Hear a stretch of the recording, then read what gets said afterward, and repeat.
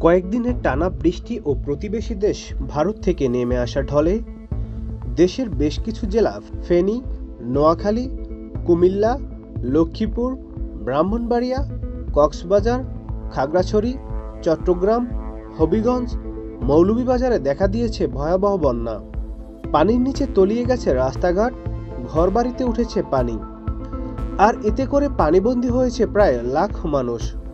আকস্মিক বন্যায় এখন পর্যন্ত 18 জনের মৃত্যু হয়েছে বলে জানিয়েছে দুর্যোগ মন্ত্রণালয়।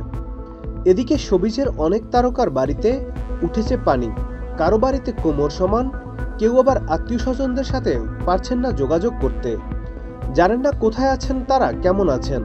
বন্যায় পানিবন্দী পরিচিত মুখ চিত্রনায়ক মাহফুজ আহমেদ, মালেক আফসারি, শিহাব শাহীন সহ অনেকেই জানিয়েছেন তাদের পৈতৃক বাড়ির বর্তমান চিত্র।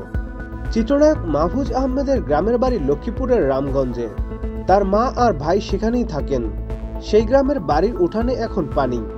মাহফুজ আহমেদ বলেন, নোয়াখালী, ফেনী, পরশুরাম, ছাগলনাইয়ার দিকে যেভাবে পানির ঢল এসেছে, আমাদের এদিকটায় তা আসে নাই এখনো, তাই আমাদের ওদিকটায় বাড়িঘর তেমন একটা ভেসে যায়নি। অন্যদিকে গায়িকা পুতুলকে সকলেই চেনেন।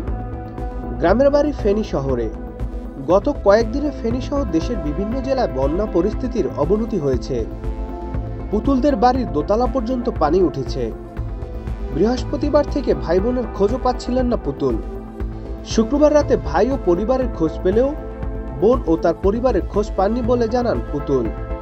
চলচ্চিত্র নির্মাতা মালেক আফসারির শ্বশুরবাড়ি চৌমুহনীর নর্দনপুরে। শ্বশুর শাশুড়ির দোতলা পর্যন্ত বন্যার পানি ঘরে ঢুকেছে বলে জানান এই পরিচালক। মালেক আফসারি বলেন, খাট পর্যন্ত পানি। সবাই নিচতলা থেকে দোতলায় গিয়ে আশ্রয় নিয়েছেন। সেখানে বিদ্যুৎ নেই। গতকাল থেকে কারো সঙ্গে যোগাযোগ করতে পারছি না।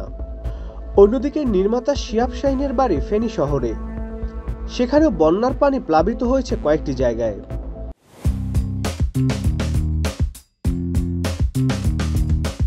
বিদ্যুৎ বিচ্ছিন্ন থাকায় বন্যার ভয়াবহতায় খবর পেয়েও আত্মীয় স্বজনের সঙ্গে যোগাযোগ করতে পারছেন না বলে জানান তিনি। নির্মাতা গিয়াসউদ্দিন সেলিমের বাড়ি ফেনী শহরের নাজির রোডের রেলগেটের পাশে। ওখানে ভাই ও পরিবার থাকে। ভয়াবহ এই বন্যায় তাদের বাড়ির গ্যারেজে পানি ঢুকেছে বলে জানান গিয়াসউদ্দিন সেলিম।